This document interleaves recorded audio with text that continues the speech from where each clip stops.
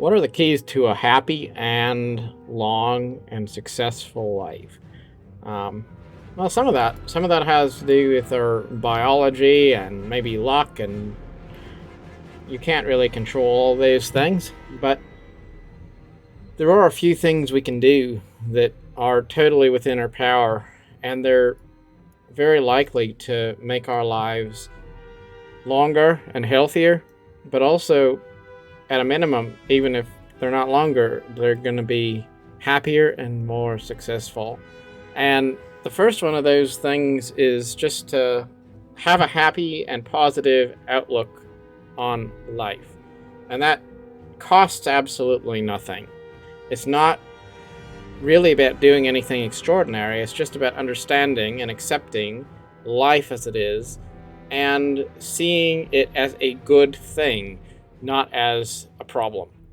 And there's been said that if you view life as long and easy, you're more likely to have a long and happy life than if you believe it's too short and too difficult. It's really about outlook. And do you see life as a good thing? It was Albert Einstein who said that you need to ask the question, is the universe a friendly place?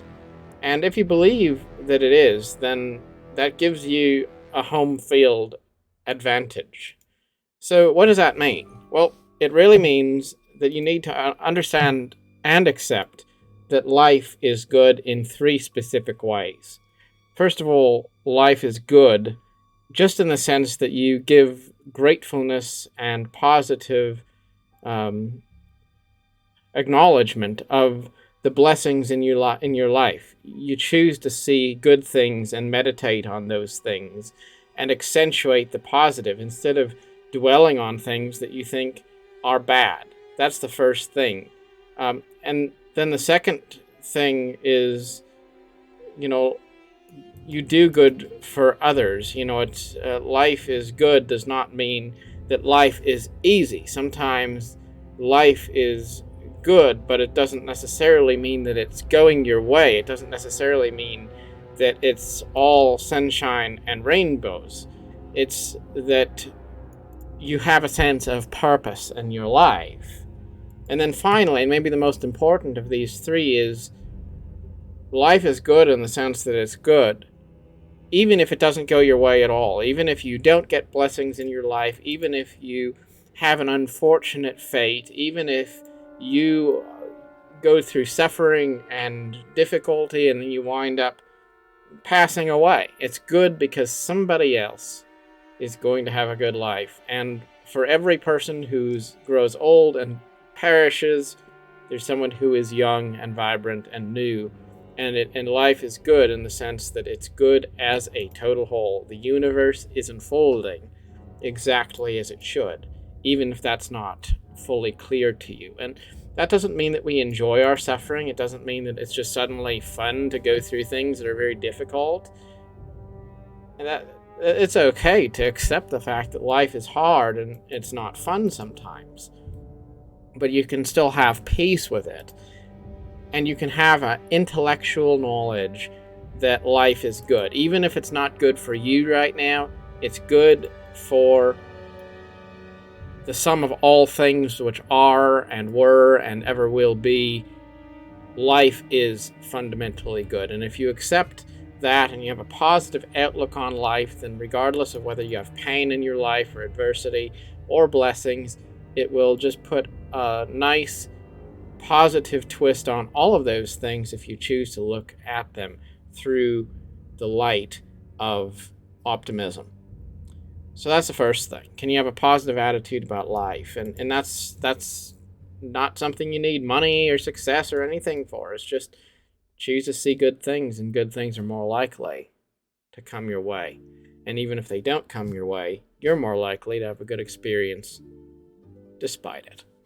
Now, number two is going to be stress levels. Keep your stress low. And in a world where we're always saying, well, okay, have the best job you can have the biggest house you can have the nicest car you can have, impress people on your social media as much as you can. You've got to chase this success. We're always looking for status, and we're looking for our image of success. Maybe we're chasing richness, or we're chasing fame or something like that. And we do everything other than just slow down and find a low stress life that's not, not saying that you don't do anything, but that you are consistently putting out a low level of consistent effort. It's not like you're really running a marathon. It's that you are always going for a walk somewhere. You're always getting a bit of exercise. You're always doing something, but you're never straining yourself in an unnatural or extreme sort of a way. You're relaxed, but you're also purposeful. And to eliminate things like workplace stress and stress in relationships and all of that sort of thing that just eats at your mind and makes you have a sense of anxiety, that's an extremely important thing. And it's going to be a contributor to a better life if you can eliminate stress, and also probably potentially a longer life. It doesn't seem like necessarily that's something you have to give more to achieve. Oftentimes it's that you give less. It's that you say, okay, I'm going to live within my means. I'm going to invest the money I earn into financial well-being and security, not going to the store and buying another thing I don't need on a credit card. It's I'm going to drive an old car and not worry about what people think, because then I don't have the stress of the car payment, and I don't have the need to try to worry about how much salary I'm making, because I don't need very much to live. That low stress, eliminating the stress, is going to be a big benefit for you. And number 3 is routines. Routines are just those automatic things that you do every day. You get up in the morning, you brush your teeth, you take a shower, you get dressed, of course, but then have more and more things that you do that add a positive thing into your life, but they're not just something you do once. It's something you do all the time. Maybe it's that coffee routine. Maybe it's that you have a few friends that you always stay in touch with. Maybe it's that you always go for a walk for a couple of miles. Or maybe it's that you always take an hour out of the day and you listen to an audiobook. It doesn't really matter what it is. It's that you have certain routines which create consistency in your life, and they're part of who you are on a deeper level, so you feel connected to the world in a way that is secure and sustainable. And that creates an elimination of mental fatigue and better mental health overall. Not to mention that you get the payoff and the reward of being able to see the fruit of returns that are like compounding interest. The more you do something, the better you get at it, and it gets to be more and more blessings coming into your life with those things that you're doing every single day. It's like if you just saved $5 every day from the time you were 21 years old or 18 years old, then even the $5 would turn into something significant over the course of a few decades. And we tend not to realize how valuable and how beneficial and how uplifting it is to see the return on those small things that we can do every single day that just build up on themselves. And then we don't have to worry so much about always trying to figure out what to do. We can just keep on doing the things which we already are used to doing. And it's kind of, you ever go to a new house, you move or something, and then you're in this house and there's nothing there. And it just feels so terrible psychologically because there's nothing there. It's a new place. You don't even have curtains on the windows, and you're there, and you are gonna have to go to sleep, and you got nothing, and it just feels foreign and it feels uncomfortable. And yet, compare that to when you go home and you have your things the way you like them, and you have a sense of security and safety. That's a huge elimination of stress right there. When you just have those routine things that give you a sense of security in your life. And then if you do have adversity that comes, or the shock of change, you still have something that you can go back to, and you can find a sense of consolation and safety in those routine, familiar things. And finally, number 4 is relationships.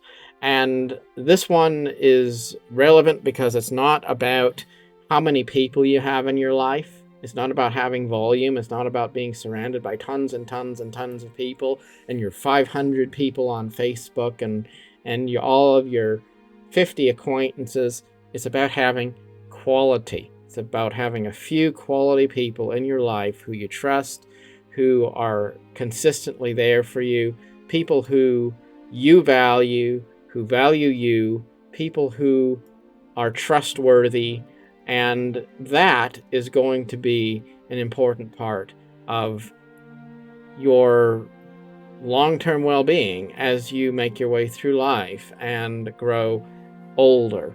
Having committed relationships which have a level of quality to them and a level of permanence to them, and having a sense of no conflict in them.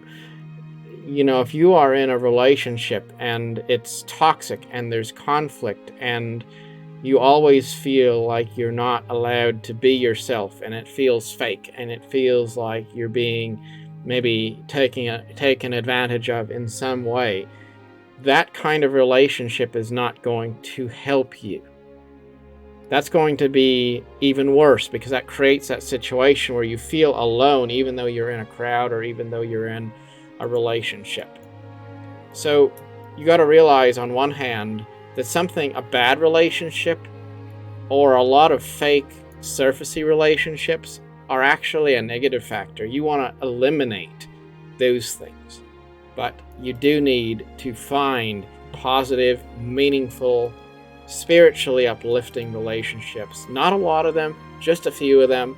There is a guy who's in a tech company, and he started to say that if you are going to have a team of people, you want to keep your team small enough that you can feed them with, I think, 2 pizzas, he said. If you have a team that's too big for that, then you need to break up the team, because people really thrive on small relationship groups. When you have tons and tons of them, it becomes less and less meaningful. But if you have a few people who you really value and you really trust and you feel safe about them, then that's valuable, very valuable. And having those meaningful, trusted connections in your life is probably, out of all 4 of these things, the most meaningful and important of them. Doesn't mean you can't be happy alone, and I do think it's worth saying that a lot of relationships that are really good are going to be the ones where they are mutually understanding of the individual need to be alone, to be creative, to not be domineering to the point where an individual feels like they have to give up their own sense of self in order to have the relationship. So it's true, a relationship can be smothering, but it is important to have empowering relationships in your life. So to summarize what we've talked about today, 4 specific things.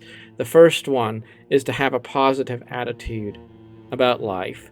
The second one is to have low stress in your life. The third one is to embrace routines in your daily life. And the last, final one is to have positive relationships in your life. If you can do those 4 things, you're going to have a better life, I promise you. And quite potentially, you'll also have a longer and healthier one. Now, as an outlier, I suppose it would be worth saying that if you eat a bit more fruits and vegetables and a little bit less McDonald's and sugary soda drinks, that probably wouldn't hurt you any either.